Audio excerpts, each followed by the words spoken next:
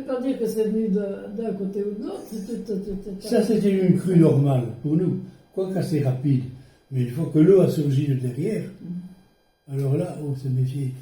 Et alors, les eaux, au fur et à mesure qu'elles montaient, parce que tout ceci n'était pas là, c'est différent ici. Hein. C'était une véranda ici. Une véranda ici. Ok. Et alors, on la voyait monter, nous avons monté avec elle.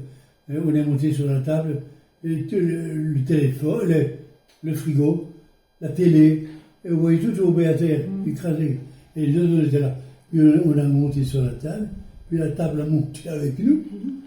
Et à ce moment-là, il fallait descendre. On avait déjà appelé au secours un peu partout. Hein. Et alors, il arrive un moment où l'eau montait toujours. Et ici, au milieu de la pièce, vous avez une cheminée. Hein, une cheminée. Et sur la cheminée, il y avait un petit chauffage électrique.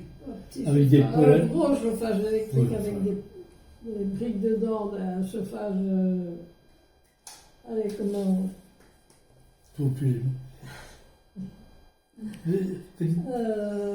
Par accumulation. Par accumulation.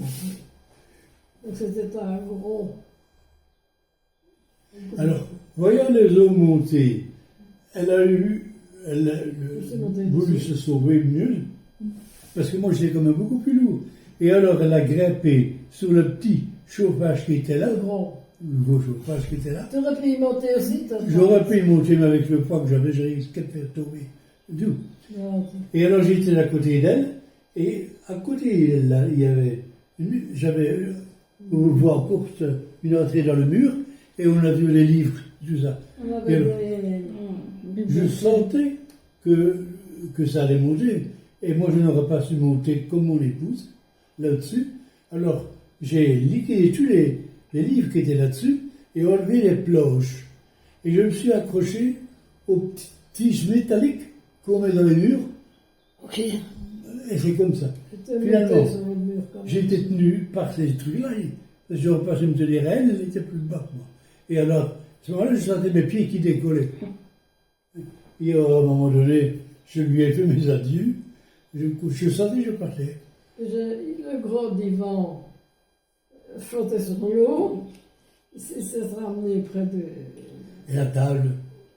Près de la cheminée, moi je l'ai attrapé. Et puis, un peu pour repas, il revient par là. Je dis monte sur sur le petit barre de fer. Du chauffage. Du chauffage. Et non, il n'aurait pas su avec sa jambe, il n'aurait pas su, c'était trop. Il n'aurait pas su, c'était trop de poids. Non, c'était trop, tu n'aurais pas su. C'était trop pour lui mettre le cœur fait beau, ça n'a aucune importance. Alors, il me dit, essaye un peu d'ouvrir la fenêtre là-bas. C'était d'abord. Pour faire sortir l'eau. Moi, j'y vais, j'essaie. J'avais une telle pression que je n'arrivais pas. Et puis tout d'un coup, j'arrive à ouvrir, je me mets contre la fenêtre d'un côté, je tiens l'autre, l'eau s'en va, mais au fur et à mesure qu'elle partait, elle revenait. Donc ça va rien. Ça a juste protégé l'armoire qui était derrière, en ouvrant la fenêtre. Sinon. Alors, l'eau continuant à monter, j'étais dans une position déjà difficile. C'était vers quelle heure? 10h du matin, 9h? Je ne sais pas, le jour se levait, il commence à faire clair. Hein. Et alors à ce moment-là, moi je perdais connaissance, et alors j'ai entendu crier. Tenez-vous! J'étais là, moi j'avais pris, il y a la table, je voyais une grosse table en chaîne qui nageait au milieu de l'eau. Alors j'ai pris, avec mes deux jambes, j'ai saisi un pied de table, pour ramener la table juste contre le divan, pour tenir le divan, pour pouvoir me tenir sur le divan. Parce que le courant était tellement fort. Il n'y avait pas de sortie. Donc ça tournait comme ça. Mais à toute vitesse, ça prenait la table, les meubles, tout tournait. Et c'est à ce moment-là que... Ah oui, et il y avait des meubles ici, qui partaient d'un côté. Puis qui ramenait l'autre. Vraiment comme sur un bateau. une tempête, quoi. Mais vraiment, hein, parce que ça allait d'un côté, ça revenait de l'autre, ça cassait les portes. Oui, si tout était cassé, les vitres et tout ça. On avait l'impression d'être dans un... Moi, j'avais l'impression d'être dans un film d'anticipation. Oui, c'était l'apocalypse, j'en sais rien, mais c'est pas normal, quoi. Hein. Même à une grosse inondation, c'est pas... Je disais que ça fait une drôle d'impression parce qu'on voit les eaux monter. Et on était déjà à la table. Puis alors, tous les instruments qui descendent, le frigo, il se vide et qui tombe. Qu'est-ce qu'il y a? Et encore quoi? La télé, à terre. La télé, par terre. Et encore quoi qui tombe. On voyait tout tomber devant nous comme ça. Et on voyait les eaux monter. Puis alors, une fois que j'étais sur la table, téléphoner, tant que mon téléphone marchait, j'ai su toucher mon fils aussi. Il a laissé tomber son téléphone. J'ai le téléphone. Enfin, disons que... Il y a tout moi, je jusque-là. Je faisais ça, je touchais le plafond. Mais je voyais bien que l'eau commençait à s'arrêter, quoi. Hein. On voit bien quand... Alors je me dis, bon, ben, si ça s'arrête là, peut-être qu'on s'en sortira, à moins que lui ne bosse depuis quelque temps, c'est qu'il était debout, il partait. On n'aurait pu bouger parce que, avec les eaux qui étaient à cette hauteur-là partout, toutes les portes étaient bloquées. Donc on ne savait plus bouger. Et comme je l'ai raconté tantôt, il est arrivé un moment où je sortais, je partais. Et c'est le dernier moment que j'ai entendu, n'ayez pas peur, et qu'il arrivait. Parce que, pour venir, ils ont dû trouer le toit, grimper sur le garage, trouer le toit, passer l'étage ici, casser les affaires, puis descendre dans le couloir là-bas, puis forcer pour venir le chercher. Et nous remonter par là. Et moi, j'étais à bout de force. Moi, j'étais dans la pomme. En train d'essayer de le soulever, de tenir. Et alors, l'eau ne montait plus. J'espère qu'elle ne montera plus. Hein. Il faut qu'elle descende, c'est pas possible. Ça fait une drôle d'impression de alors, voir. Puis tout d'un coup, ah oui, j'étais là. Puis tout d'un coup, qu'est-ce que je vois ici, derrière une cabane, une grande cabane avec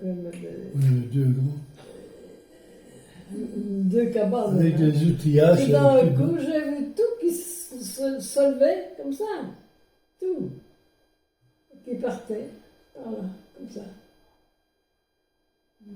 De ce côté-là. Il nous reste les fondations en bout. Tout. Il reste les fondations, on voit. Ah oui. Une grande cabane, hein, parce qu'on avait fait même une en plus. Il n'y a rien d'autre à dire. Le soir, le jour avant, on avait eu, les voisins étaient là aussi, l'autre aussi, on avait tous discuté en se disant, mais qu'est-ce qui va se passer la nuit si les autres sont déjà comme ça? Et du coup, les gens qui habitaient là, ils sont partis. Ils sont partis, ils nous ont oubliés en réalité. Vous nous avez oubliés. Et alors, eux sont partis. Si vous avez déjà mis sa voiture. Sur la grande route. Sur la grande route, là où vous mettez toujours sa voiture quand il y a des risques d'inondation. Et alors, moi j'étais là, puis tout d'un coup, je vois quelque chose d'orange au-dessus, là-bas. Je me dis, ah, c'est le pompier. Enfin, c'est. Voilà. Ils ont pris. Prenons d'abord le monsieur, il a l'air plus mauvais état que la dame. Donc, quand je l'ai vu partir, on dit,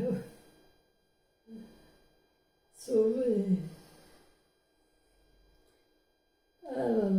Et alors, je parlais avec les Dupont, là, Elle me dit, ah oui, vous avez passé. C'est-à-dire qu'ils nous ont mis là, dans la rue, dans une grosse barque. Et la barque est tournée par là. Et alors, arrivé là-bas, il n'avait plus assez d'eau pour une grosse barque. Il y avait un autre petit barcos qui nous a conduits là-bas, près d'un camion de pompiers qui attendait, et éventuellement. Ouais, des histoires que je ne me souvenais plus. Mais les gens nous ont vu passer. Moi, j'étais au fond de la barque. Donc, moi, je n'avais pas ma connaissance. Elle bien. Je me suis réveillé à Akilico. Je me souviens aussi, on avait plus que 33 degrés. Ah oui. On était en hypothermie. Oui, l'hypothermie, ça, c'était quelque chose. Hypothermie. Toute la nuit dans l'eau. Elle n'était pas chaude.